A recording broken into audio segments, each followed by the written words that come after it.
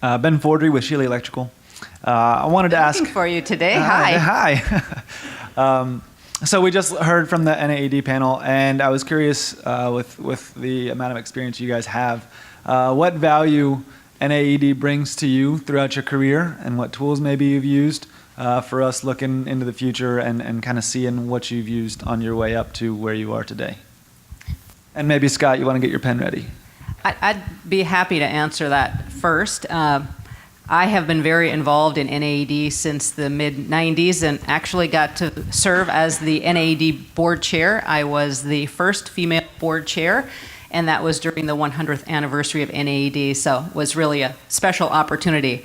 I have been very involved too on a lot of committees, and there are lots of great tools. I know NAED worked on a project to make the whole SPA process more efficient and effective. Worked on tools for scorecarding with vendors. Lots of the training that's out there is great. There is the CAP Council that does a lot of research. There's research always going on, and a lot of the research findings turn into educational pieces that we can use in our business. I know a lot of work is being done right now on Salesforce of the future. Those are just a few things that we've been using. I don't know if others want to piggyback on that. One of the things when I first got involved with NAED, I remember coming to one of my first NAED region meetings, and I worked for a person who, was pretty clear about the fact that when you were at the reception, you were there to go and mingle and to meet customers and, not have a cocktail with a coworker. So I went around and introduced myself to a lot of people, but realized that I hardly knew anyone. And it was very uncomfortable because I had come from positions where I was in geographies where I knew a lot of people. So I went to a couple of folks at NAED and talked about putting together a group for some of the women to get together. And Women in Industry today is the group that it is because of NAED. So they help put their arms around the concept, and through many of the people that have participated on that committee, the group is what it is today. So for me, I think having the capability to educate, to network, to participate in all different types of volunteer opportunities, and then really that gives you the capability to network. The people you've heard a lot of people say, the people that you meet in these groups are going to be your industry friends for the rest of your career, and are people that you'll really be able to rely on. But it's the foundation that NAED sets and the resources that they make available that really enable you to do that. With that, I would say, though, we are the association, so don't wait for someone else to do it. If something needs to be done, if we want change, if we want our organization and our industry to be the best it can be, we as members have to take action. So I would encourage you to look for opportunities to volunteer with NAED. Yeah, I think I agree with what everyone said. And I think with what you're saying, what do we get out of it? Clearly, we're all here because not only does it give to us, we try to give back and get involved. I think you've kind of heard it throughout, that what you put in is what you get out. So, but being at these meetings, we talk about leadership. Leadership it's not the easiest thing to teach. It's not like you can read a book and take a class and you got leadership. But the one thing for me, and I'm as I started, I was definitely younger than I am now, but I feel pretty young in the grand scheme of this industry.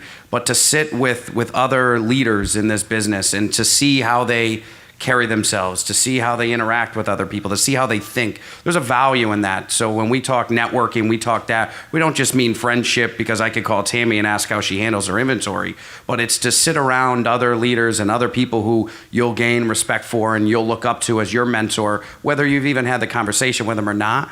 But to me, that's been a big learning for me, is just being around, what do people say, surround yourself with successful people. This room, the other rooms at the regionals, the nationals, the committees that we sit on, you're always surrounded by those people. And for me, it's been huge, because you can't exactly learn it out of a book, but you can watch it, you can emulate it, you could see how people act and how they carry themselves and how they handle certain situations. So that to me has been a huge value. Hi, Ryan Bruni with Omni Cable. I have just a basic question for when all of you first entered the industry, kind of at the low rung of the ladder, if you will. Did any of you or all of you have a kind of a clear set career objective, be it ultimately winding up in a position of leadership? And if you didn't, at what point along the way did it start to crystallize that was something that you were headed towards? Funny enough, we talked about this at our table earlier. So for myself, when I started, I shifted. So when I first started with Grainger, I kind of grew up in the business. My family had been in it. So in my mind, I wanted to build my way up that executive ladder, and I had it going. I traveled a ton. I relocated to multiple places. Long story short, my wife and I expected our first child, so it changed everything in our minds. So I shifted, and that's how I ended up inevitably at City Electric. And then the second I basically came, I set my sight on where I am today, which is, I'm very honored and blessed to be where I am. But for me, it was a changing dynamic. But once I realized that part of my life shifted and changed, which I'm sure we all go through in certain ways, it just reset the button. It reset where I wanted to get to, and still had my eyes on where I wanted to be. And now it's a next set of challenges and what I foresee for the future. I had no clue. I didn't know what the electrical industry was, and ended up interviewing. I was interviewing for an engineering job, and I had a Westinghouse engineer interviewing me and say, "Have you ever thought about marketing and sales?" Luckily, I had just interviewed for Texas Instruments, and they had that position. Otherwise, I didn't know what it was. Sure, I've been thinking about it for a long time. So ended up there doing quotes and answering questions out of books for the Wesco people and the other Westinghouse distributors in the Midwest, and then ended up going to outside sales. And so a lot of it, I go back to that opportunity thing. I just wanted to learn and be the best at wherever I was, and take advantage of any opportunity around me to get that knowledge or to achieve that level. And then and the same thing kind of happened. I ended up going to work for Square D, because my counterpart at the time went to work at Interstates down in Georgia. But it opened up an opportunity to meet a new distributor. A couple years later, I got asked to be a branch manager. So I wasn't looking for that.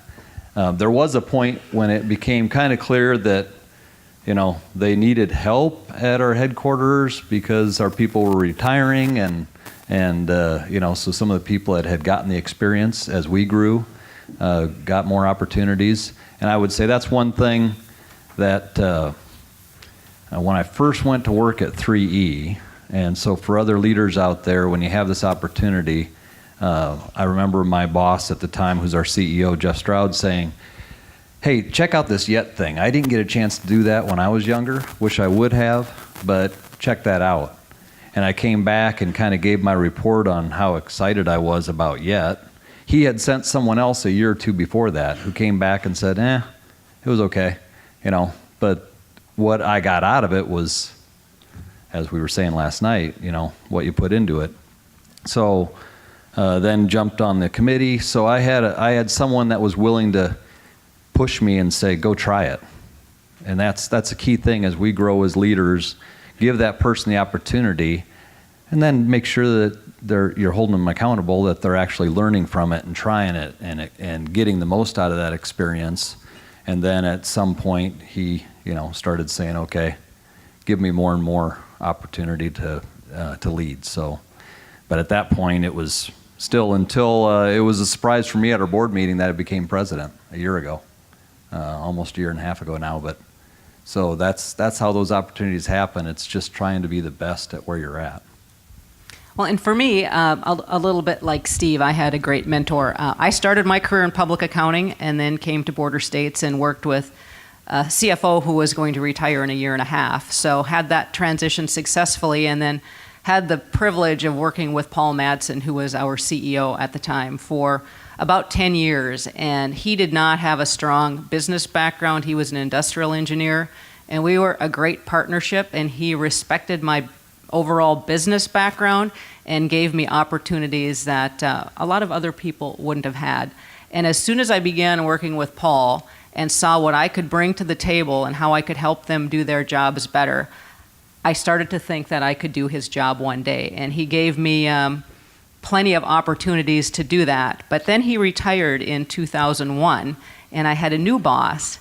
And I didn't know this, but he probably was equally, if not more, instrumental in me being able to become the CEO, because he saw that I had a gap in experience. I had always been in the corporate office, and we needed to make a change in the Southwest region with our regional leadership.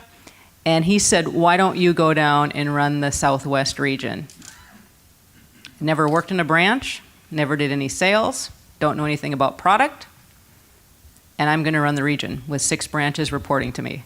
So he gave me that opportunity and helped me be successful in that role, and that was highly instrumental in me being prepared to be the CEO.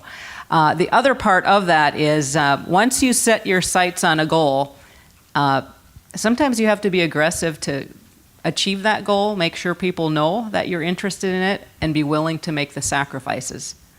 A lot of people have a high aspiration, but they are not willing to make the sacrifices to get the job.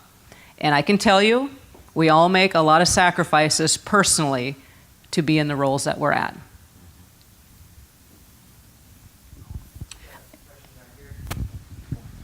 Brocklin with ProBuilt Lighting. Wanted to ask you guys a question about, besides the obvious that we talk about at all these conferences, e-commerce giants and things like that, and retaining people, what is the issue or trend that keeps you up at night?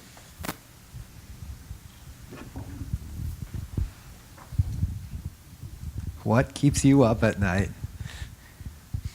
Well, I think for me, I think there's a number of things that tend to keep me up at night. And, a big one obviously is attracting people into our organization and retaining them. That one is very high on my list. And then I think the other part is just really having an understanding about how is our industry going to continue to transform with all the changes that are taking place with technology. If I shared with you when I began my career how different it was in terms of technology and where we are today, and it's so much faster now, it's changing so much more quickly, and how do we make those adjustments as we see more consolidation of companies, manufacturers, and distributors, and the technology continuing to change? How do we stay in line with that? So those 2 areas for me kind of keep me up at night.